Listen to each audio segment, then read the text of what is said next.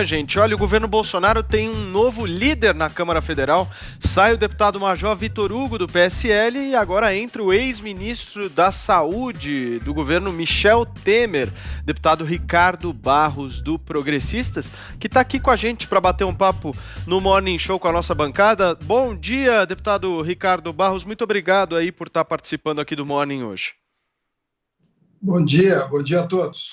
Deputado, hoje todas as manchetes de jornal praticamente deram que o senhor é alguém integrante do famoso centrão, né, político, que é aquele movimento político, né, aquele bloco que existe na Câmara Federal, que é visto talvez pela sociedade como uma espécie de bloco oportunista, né? Eu queria saber do senhor, como é que o senhor leu as notícias hoje? Olha, nós não somos oportunistas, nós somos a base de governabilidade de todos os governos que passaram depois da Constituição. A nossa Constituição estabelece um presidencialismo de coalizão. O presidente Bolsonaro, a exemplo dos demais, foi eleito com apenas 10% dos parlamentares no seu partido, no Senado e na Câmara. Então, precisa formar maioria para aprovar matérias legislativas e 3/5 para aprovar emendas constitucionais. Então, o nosso sistema determina isso. Partidos que não disputam a presidência da República não precisam fazer oposição a quem ganha. E toda vez que alguém ganha, esses partidos procuram dar governabilidade, permitir que esse presidente entregue ao Brasil as suas propostas de campanha. E esses partidos que dão governabilidade, que chamavam de centro lá na Constituinte, agora chamam de centrão, são os partidos que necessariamente estão dando apoio a todos os governos que se sucederam depois da Constituição. Perfeito. Deputado Ricardo Barros, nós temos aqui na bancada do Morning Show Joel Pinheiro, a Paula Carvalho, o Adrilho Jorge e o Vinícius Moura. Quem te faz agora a próxima pergunta é o Vini. Oi, deputado, bom dia.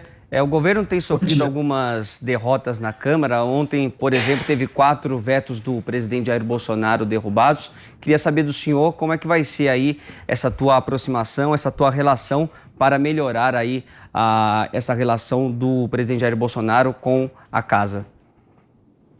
Bem, nós tivemos 4 vetos derrubados, mas tivemos muitos vetos mantidos. O veto do BPC, que era um veto muito delicado e grande impacto fiscal, foi mantido. Vários dos vetos do pacote agrícola, né, nós tivemos 10 vetos mantidos. Então, houve uma negociação muito produtiva. O líder Eduardo Gomes, senador, fez um excelente trabalho de articulação. Eu sou seu vice-líder no Congresso e trabalhei no plenário, e nós conseguimos, num acordo, manter vetos que eram muito caros ao governo. E, obviamente, o governo cedeu também à oposição alguns vetos para que eles pudessem fazer a votação no acordo. Foi muito produtiva para o governo a sessão do Congresso de ontem, e nós esperamos que na próxima semana, que são vetos do pacote anticrime, nós possamos também avançar num acordo com as oposições. Adriles. Deputado, a gente viu ontem o presidente, em união com os 2 presidentes das casas legislativas do país, chamando a responsabilidade sobre a temeridade que seria ultrapassar o teto de gastos, né? A gente sabe que o Congresso não é muito afeito à redução do Estado, sobretudo quando quer apoios, cargos em estatais ou coisas do tipo. Como é que o senhor vê a assimilação dessa responsabilidade fiscal, sobretudo em tempos de pandemia, né, de não exacerbar os gastos, ou mesmo de reduzir o tamanho do Estado, para reduzir a questão do loteamento de cargos, reduzir a possibilidade de corrupção? Como é que você vê essa ressonância dentro do Congresso e nas bases do governo Bolsonaro para essa austeridade fiscal? Eu participei da reunião ontem no Palácio do Planalto. Foi a minha primeira reunião como líder do presidente Bolsonaro. Ainda nem houve a publicação da minha indicação, mas ele me convidou para a reunião. A reunião foi conduzida pelo presidente, pelo ministro Paulo Guedes, e houve a aquiescência de todos em reafirmar o compromisso do governo e do legislativo com o ajuste fiscal, com a manutenção do teto e com a busca do equilíbrio das contas públicas. Terminado esse orçamento de guerra, que vai até 31 de dezembro, que teve impacto muito grande, na ordem, por enquanto, de 700 bilhões de reais, que são provocados pela Covid, tanto para combater a doença como para combater os efeitos dela na economia, né? E o presidente Bolsonaro não economizou recursos para dar suporte à sociedade. Nós voltaremos a partir de janeiro para o ajuste fiscal, para o equilíbrio das contas, né? Que não foram abandonados esse ano, mas foram impactados pela Covid, e o orçamento aprovado para 2022 será 21 será um orçamento com as características que vínhamos mantendo antes, né? Ajuste, reforma, teto de gastos e equilíbrio das contas públicas. Joel. Bom dia, deputado. O senhor agora se tornando líder do governo na Câmara indica aí uma aproximação muito forte, né, do governo com partidos como o PP, do senhor e outros. Mas um ano atrás a situação parecia bem mais hostil, né? Eu cito aqui palavras do senhor mesmo, registradas, chegou a dizer: se precisar demitir o presidente, nós demitimos. Ele não pode demitir o Congresso. A palavra final é nossa. Ele é que tem que querer estar de bem conosco. Se ele não quer, está ótimo para nós. Hoje em dia a relação melhorou. Nem o Congresso fala em demitir o presidente, nem o presidente dá qualquer sinal de querer demitir o Congresso. O que mudou para a relação estar agora dessa maneira? Quem que cedeu nesse cabo de guerra? Foi o Congresso ou foi o presidente? Bom, a agenda do Congresso, anunciada pelo presidente Rodrigo Maia e pelos líderes desde o início, é uma agenda reformista.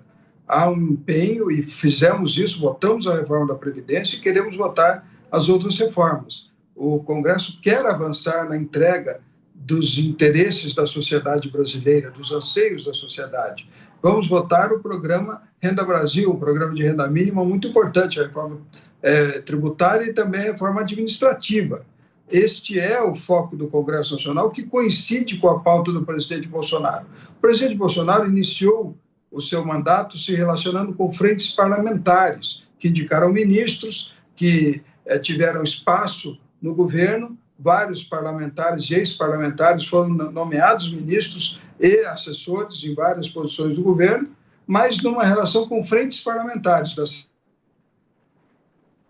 Tivemos um pequeno problema com a conexão do deputado Ricardo Barros, mas vamos então bater um papo sobre o que ele estava dizendo aqui agora. Joel, como é que você considera aí esse início de resposta do deputado? Ele está ressaltando aí a agenda comum, né, entre Congresso e presidência e governo. Mas, sem sombra de dúvida, a relação mudou muito, né? Perfeito. Tanto que ele mesmo falava um ano atrás ali. Eu acho que agora nós temos novamente o deputado ou não, produção? Temos Oi. o deputado? Agora sim, deputado. Temos. Continue, por favor. Desculpa que... Imagina. Nós temos uma agenda comum, né? Temos a pauta conservadora do presidente Bolsonaro e temos uma pauta progressista das esquerdas aqui na Câmara. O que nós precisamos é continuar avançando nesse processo. O que eu gostaria de deixar claro é que o presidente, a partir deste ano, começou a se relacionar com presidentes de partidos e com líderes partidários, desde o início do ano. E, obviamente, com essa mudança de comportamento da presidência da República e também a sempre disposição que houve dos partidos em colaborar com a governabilidade, o ambiente hoje é outro, né? E o presidencialismo de coalizão se dá também pela participação dos partidos, ocupando com os seus quadros cargos no governo para praticar o programa partidário no governo. Então, não é o famoso toma lá da cá não é o famoso toma lá da cá que é dito, é simplesmente o presidencialismo de coalizão, que é o que pressupõe a nossa Constituição.